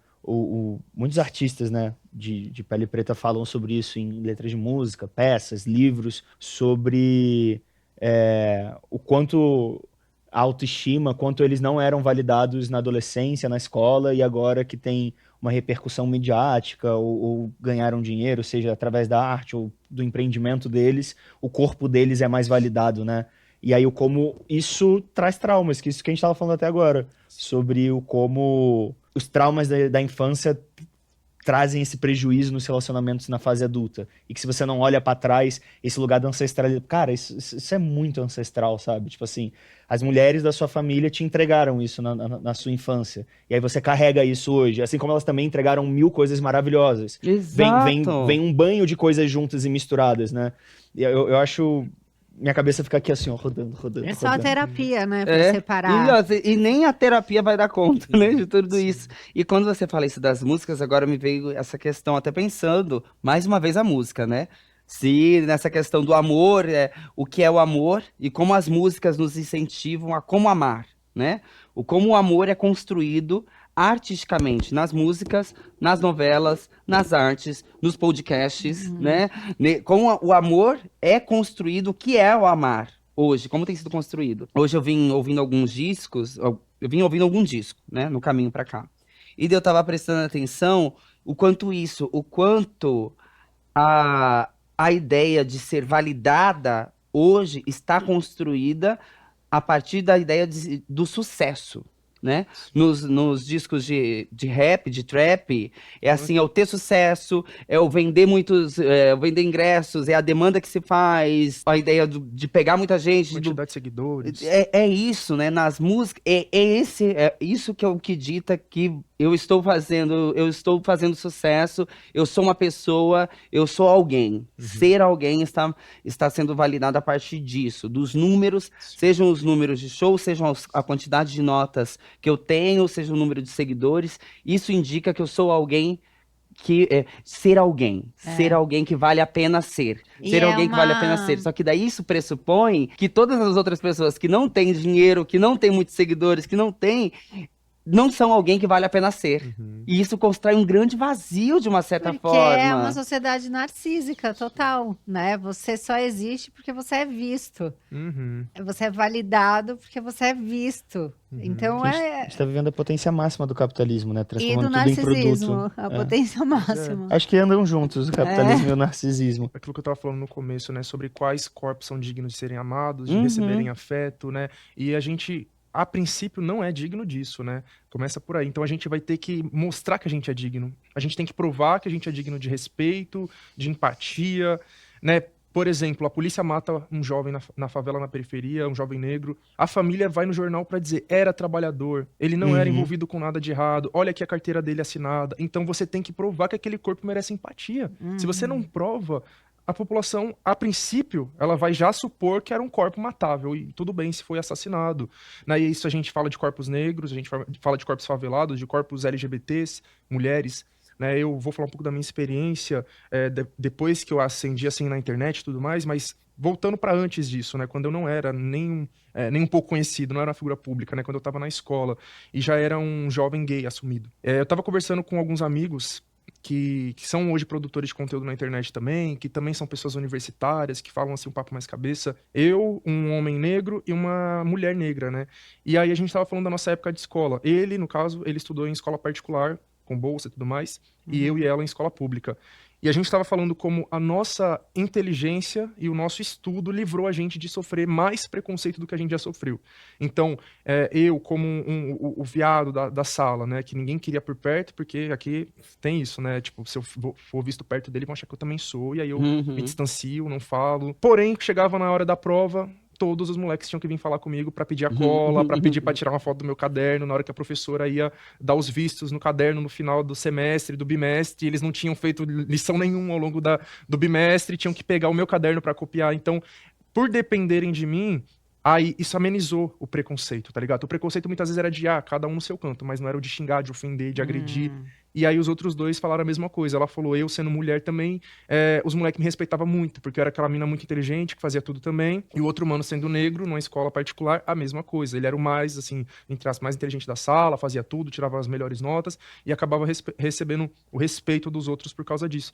Mas no final das contas era isso. A gente só acabou recebendo algum respeito porque tinha alguma coisa para oferecer em troca, ou porque tinha algum símbolo de status, que era a inteligência, né? Que era o aluno valorizado pelos professores, porque fazia tudo e tirava boas notas. Nossa, E aí, sim. depois que eu vou me tornar essa figura pública, eu percebo que esse respeito aumentou muito mais, né? Eu digo, entre aspas, porque até que ponto isso é um respeito de fato, né? É, É uma tolerância. Exato. diferente. Porque se eu passei toda a minha vida, minha adolescência, sendo esse jovem rejeitado, esse adolescente rejeitado, que ninguém queria por perto, que tinha um amigo, dois amigos, ou melhor, amigas, né? Porque quem é que anda com os gays geralmente são as mulheres, né? E aí depois que você começa a crescer e ficar famoso, e ir nos lugares e colar com certas pessoas famosas, aí as pessoas começam a olhar pra você de outro jeito, aí você começa a ter um verificado lá no seu Instagram, e aí milhares de seguidores, e aí as pessoas passam a te olhar de outro jeito, e aquelas coisas vão virando detalhes. Ele é gay, mas ele é famoso, mas fulano segue ele. Mas então por quê? Daí eu faço a pergunta, né? Por que essas pessoas... Por que hoje as pessoas querem estar perto, né? Enfim, né? Pode até ser, porque agora as pessoas nos admiram, né? Assim, admiram o que a gente fala, agora as pessoas realmente ouvem o que a gente diz, agora as pessoas realmente querem estar perto da gente, porque por muito tempo eu construí essa ideia, porque eu ouvi algumas vezes de algumas pessoas do começo do que eu venho construindo como carreira, algumas pessoas me diziam, nossa, você é tudo que eu queria ser, mas eu não tenho coragem. E isso pra mim parecia algo tão forte, assim, uma pedrada. Nossa, o que em mim é tão, assim, horrendo e ao mesmo tempo admirável, né? Que você quer tanto ser, mas você não tem coragem de ser. Me parecia o que eu chamo de complexo de duplo A, que era ao mesmo tempo admiração e aberração. Admiração e aberração. Porque o que é que faz com que as pessoas admirem e ao mesmo tempo coloquem a gente como uma aberração, assim, sabe?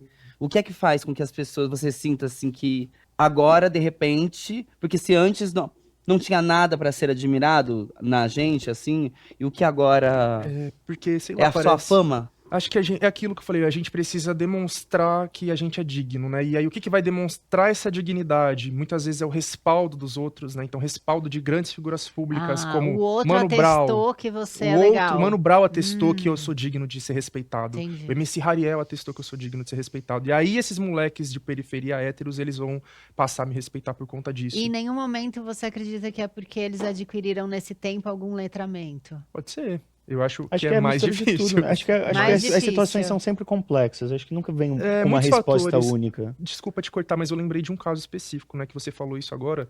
E teve um caso de um moleque da época da escola que ele me chamou, assim, no Instagram, nem tinha mais contato com ele, né? Ele me chamou no Instagram alguns anos atrás, quando eu já era chavoso da USP, mandou um textão, assim, pra mim, pedindo desculpas pela forma como eu tratei você na época da escola, e como eu te zoava, e não sei o quê, e não sei o quê, e não sei o quê. E ali eu senti que foi uma mudança de consciência. Não foi um oportunismo, não foi só porque agora eu sou famoso, mas tem outra questão, né? Talvez essa fama, ela faça com que as pessoas parem pra olhar de um jeito que elas não olhavam antes. Exato. Então antes era só um viadinho qualquer que eu não quero dar atenção pra ele, mas agora, porra, olha onde esse viadinho chegou, né?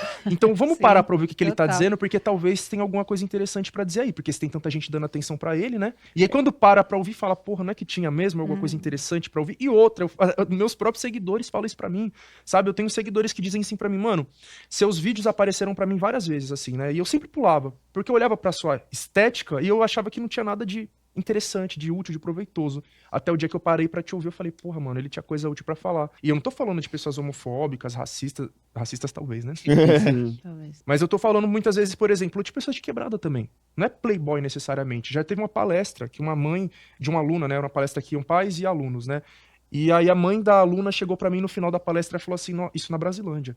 Falou assim, nossa, minha filha me chamou pra assistir sua palestra, né? E ela falou assim, a palestra do chavoso da USP. Ela falou, chavoso? O que eu vou ver um chavoso falando, né? Mostrou minha foto, falou, o que esse moleque vai ter pra falar? E aí no final da palestra ela tava tipo, caramba, mano, eu tô muito surpresa, assim, né? Com como que eu estava errada e como que você mudou a minha mentalidade. Então é complicado, né? Porque acho que todo mundo é permeado com esses preconceitos, né? Alguns mais, outros menos, mas são esses preconceitos que vão fazer a pessoa olhar pra nós e pensar, não vai sair nada de útil daí, não vou nem dar atenção, né? E aí depois que vê que, pô, tem muita gente dando essa atenção, aí eu vou dar atenção também, porque talvez tenha alguma coisa interessante aí. E a pessoa percebe que realmente tinha. E aí você falou muito da relação dos pais e crianças e novas gerações. Como é que é a relação de vocês com essa garotada que tá vindo aí? Vocês sentem, tipo assim, acredito que ambos tenham públicos bem diversos de idade, assim, de faixa etária. Como é que é a relação de vocês? Vocês veem uma esperança? Vocês veem uma mudança? A mudança também tá nos pais, tipo assim, porque a mina gostava de tu, aí levou a mãe, que tava despretensiosa, mas quando a mãe foi lá, falou, porra, que maneiro. Sim. Como é que O é Big isso? Brother, pra mim, foi uma experiência que eu acho que serviu pra confundir bem as mentes, assim, as pessoas e me levar pra dentro das casas, né? Porque, querendo ou não, as pessoas foram obrigadas a conviver com uma travesti, a conviver com uma travesti por alguns meses dentro das suas casas, Você né? foi a primeira travesti lá no Big Brother. A segunda. A Ariadna foi a Ariadna. primeira, ela Uhum. ficou uma semana. Quando eu saí do Big Brother, eu vi que assim, foram muitas pessoas que chegavam até mim. Muitas pessoas de forma muito superficial mesmo, né? De uma maneira bem superficial mesmo, assim. Mas muitas pessoas passaram a ir ao meu show, muitas pessoas passaram a interagir com o que eu postava, né, com o meu material, com o meu conteúdo, e nisso tinham tanto senhorinhas, senhores, pessoas, senhoras e senhores que iam pro meu show, pessoas mais velhas, crianças que cruzavam comigo na rua, que os pais falavam, ai, meu filho, minha filha, gosta muito de você, gostava muito de você, crianças que moravam perto da minha casa, que passavam na frente de casa, falavam, Lina! Ficavam passando na frente de casa, gritando meu nome, queriam tirar foto. Crianças em alguns outros contextos que eu já cruzei e venho cruzando no caminho, assim, e que sempre me chama atenção. Assim como crianças que não necessariamente sabem quem eu sou, mas que o reconhecimento do meu corpo como um corpo, não só como um corpo feminino, mas assim, que não é uma questão eu ser uma travesti, mas que essa criança do lado dos seus pais, assim, o respeito que ali já está estabelecido, para mim, daí mesmo que os pais sabem quem eu sou, o filho tá ali, sabe, não tem uma questão. Isso para mim já é tão interessante, sabe? Porque em qualquer outro contexto, eu sinto que isso geraria um climão de ter uma travesti ao lado sabe, num contexto da família nuclear. Isso geraria uma tensão, um clima de tensão. Mas eu sinto que ter essa travesti próxima nesse núcleo familiar ali já não é uma questão, a família apresenta ali pro filho, não gera nenhum clima. E sinto que isso me apresenta, de uma certa maneira, uma esperança, ao mesmo passo que às vezes eu me pergunto que será que isso é uma exclusividade do meu corpo, enquanto uma travesti? Quem participou do Big Brother? Será que se eu fosse qualquer outro corpo, assim, só uma travesti, Uhum. uma travesti que não essa travesti que participou do Big Brother, isso também aconteceria? Porque também outras vezes eu sinto que quando não sabem quem eu sou em alguns outros contextos, quando eu sou só uma travesti, ainda há, né, esse preconceito, ainda há alguns confrontos. Então eu acho que há tanto o avanço quanto esse embate. Tem ambos os movimentos. Eu sinto que ambos os movimentos acontecem, mas eu sinto que há muito mais. Eu sinto que há muito mais afeto. Eu me sinto muito mais acolhida do que há um tempo atrás, de Uhum. alguma maneira. Eu sinto que tanto dessa nova geração, eu sinto que é uma nova cabeça, eu sinto Sim. que a internet possibilita muitos acessos, mas eu sinto que é tão perigoso na internet que há tantos conteúdos sendo produzidos de tanta coisa.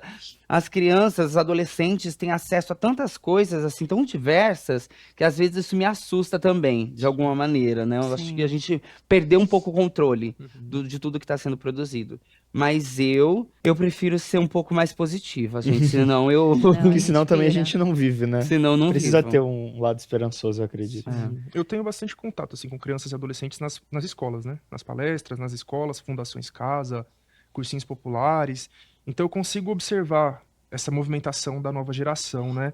E de como que a internet tem influenciado, de como muitas coisas têm mudado, de como você disse que tem um movimento que avança de um lado, mas retrocede de outro. E a internet, ela influencia muito nisso, né? Através da internet, o jovem hoje, a criança hoje, o adolescente hoje consegue assistir um vídeo meu, se politizar. Eu chego numa escola, às vezes, para palestrar no ensino fundamental, e aí um adolescente ali de 14 anos fala, sou comunista por causa de você. Eu falo, caralho, mano. Eu com 14 anos não tinha ideia do que era comunismo, sabe? Eu fui entender quando eu entrei na USP, sabe? Então a internet, ela tá ajudando essa mensagem a se espalhar. Mas esse mesmo adolescente, ele pode começar a seguir um Nicolas Ferreira da vida e fazer a cabeça daquele jeito ali. A gente tá lutando extrema contra o direita. algoritmo. Então E tá eu- muito difícil, é né? muita E agora, coisa. com essas mudanças que a gente citou, né? De que não vai ter mais checagem de fatos, as coisas, elas estão muito complicadas. Sobre essa questão da LGBTfobia, né? Por mais que a gente esteja vendo muitos retrocessos, eu também vejo uma mudança de mentalidade das novas gerações. E assim, né? Entrando em escola para fazer palestra, para fazer estágio, né? Enquanto eu estava ainda na graduação, fazia estágio na escola, na cidade de Tiradentes. E aí eu ia observando como que os LGBTs eram tratados, né? Hoje em dia tá muito mais comum você ver adolescentes trans, assim, nas escolas. Na minha época não tinha nenhum, Não gente. tinha. Que Não coisa, tinha. né? Quando eu falo assim, na minha época, eu já me sinto uma senhora de quase 80 anos falando isso. E é importante fazer um parênteses aqui, Mas na né? minha pros- época não tinha nem bissexual. Não, até Quem hoje, diz? assim, é raro, né? É raro.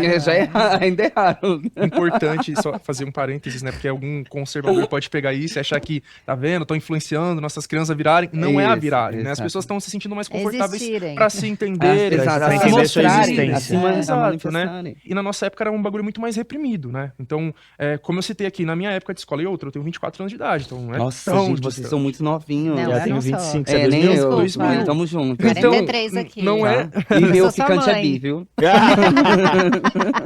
não é. Eu não venho de uma época tão distante assim, é uma coisa muito recente. E a mudança ela já tá acontecendo muito rápido, né? Então eu nasci em 2000, me assumi com 15 anos, em 2015. Uhum. E eu lembro que quando eu me assumi naquela época, ainda era essa situação na escola, de tipo, mano, era você isolado aqui, no máximo algumas meninas falavam com você, os moleques não olhavam na sua cara porque não pode passar perto, senão vão achar, ih, tá Cara, pegando, 15 tá comendo. é super novo, né? E aí, olha só que curioso, que é uma coisa que eu falo pras pessoas, né? Eu sempre cito você nessa transformação que a gente teve nesses últimos anos, porque em 2016, se eu não me engano, foi quando você lançou o Enviar Descer, não foi? Uhum. Eu conheci a Linha ali no Enviar Descer em 2016. E nessa mesma época, todas as grandes drags que a gente tem hoje, elas estavam explodindo. A Pablo Vittar, Uhum. Glória Groove, Lia Clark, a Lineker, né, trans, no caso. e outras ali naquela época, a Lin. E eu acho que esse sucesso que elas tiveram ali de 2016 em diante ajudaram muito aos mais jovens a quebrarem homofobia e transfobia, claro que não totalmente, mas em grande medida, sabe? A gente vê hoje aonde a Glória Groove chegou, sabe? A Glória Groove fazendo feat com grandes MCs como Hariel, como Cabelinho, a Pablo também fazendo feat com João Gomes agora recente, ou seja, fazendo feats com caras que são muito respeitados, assim, em meios mais héteros, né? Do forró, do funk, do rap, e elas conseguiram chegar nesses lugares, quebrarem barreiras, a Lin também, né? Tava falando das drags, mas enfim. Então eu acho que todas vocês ajudaram muito, assim, a ir desbravando, quebrando preconceitos, de uma forma que hoje eu entro nas escolas e eu vejo, tipo, uma coisa que é tão boba, mas tão básica, né?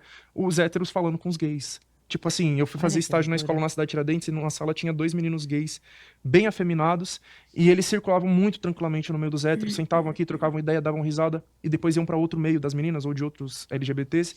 E eu observava aquilo com muita estranheza, eu ficava tipo, porra, mano, na época da minha escola não era assim, não. Muita felicidade, lógico, Claro. mas estranhando, tipo, porra, hoje tá sendo um bagulho natural, um bagulho normal. Não que o preconceito tenha acabado, mas hoje o básico já é normal. O gay pode conversar com hétero, o hétero com gay, sem necessariamente ambos serem discriminados, né? As Porque até o violências hétero são pode ser outras, discriminado. né, hoje, assim, elas se modificaram, né, também, né? Sim. Às vezes a gente não se dá conta do quanto a gente tem o poder de transformar mesmo, sabe? Parece um papo meio utópico, meio bobão, assim, meio jogado de artista básico, assim. Ah, o que é arte? Ah, a arte é transformação. Ah, eu tenho raiva de quando eu ouço um discurso raso, assim. Mas eu comecei a perceber isso em detalhes muito pequenos, que são muito reveladores, sabe? Um dia eu tava com um amigo meu num rodízio, e aí quando eu tava saindo, um cara que vende coisa nesses quiosques de shopping falou: Ah, Gabriel, tira uma foto comigo. Aí ele: Pô, cara, eu me descobri bi porque eu vi que você falou lá no BBB e eu tinha muito medo, não explorava nada sobre isso, tive coragem por sua causa. Aí eu ouvi isso de 2 ou 3 pessoas, e aí, tipo assim, porra, eu fiz uma novela infantil, né, que falava sobre adoção. Uma coisa muito pouco falada no Brasil, né? Com muitos problemas. Sempre quando eu vou fazer alguma coisa beneficente em algum orfanato, ou vou em algum lugar, as pessoas, tipo assim, olham como se eu fosse mesmo aquela personagem, sabe? O quanto isso dá um afeto para pessoas que geralmente não têm afeto. Sim. E aí você fala, cara, não é que esse papo raso em algum lugar faz sentido. O óbvio ainda fato precisa ser dito. precisa ser dito depende, né? Não é?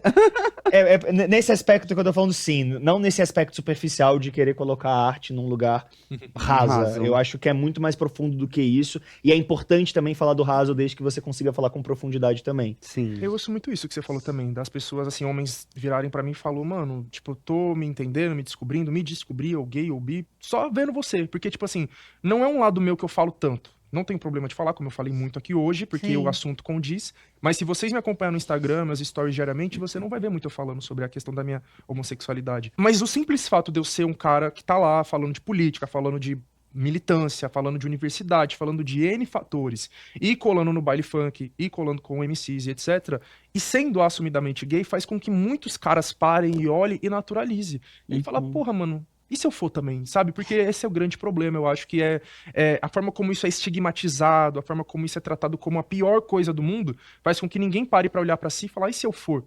Não, você é ensinando que não, você não pode ser, se você for, vai ser a pior Nem coisa do pense mundo, nem isso. pense Nem tem a nisso. possibilidade, né? E a gente faz as pessoas pararem pra pensar nisso. E a gente não precisa necessariamente ficar falando, eu sou, é isso. Não, você fala, eu sou, e continuar com outro Você assunto. existe além disso. Exato. Né? E Exato. daí pra ele fica natural, né? Exato, porque também tem isso, né? Que a pessoa acha que o gay ele se resume a uma coisa, a travesti se resume a uma coisa, a prostituição. O gay se resume a sexo e doenças e não sei o quê, cabeleireiro, sei lá, tem toda uma série de estereótipos, Sim, né? E quando total. você mostra que não, você pode ser qualquer coisa. E pode ser qualquer coisa para além daquilo, né? Porque muitas vezes eu sinto que as nossas identidades ou a gente fica encerradas nas nossas próprias identidades. E o capitalismo tem feito isso também, né? Ser uma mulher negra fica pautado em que você só possa falar sobre a sua própria negritude, sobre a sua própria mulheridade negra, né? Ser uma artista trans fica pautado em que daí agora a minha música é o quê? Então a minha música tá dentro da música LGBT, né?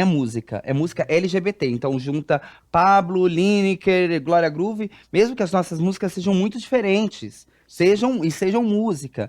Eu acho que nesse lugar é interessante que a gente possa produzir para além das nossas identidades. Porque uma pessoa branca, ela pode produzir sobre qualquer coisa. Ela vai produzir arte, ela vai produzir literatura, Não tem ela nenhuma vai produzir classificação. música. Exato. Nenhuma. Não vai falar sobre a sua branquitude necessariamente. Apesar de ser um assunto que seria de Que extrema precisaria.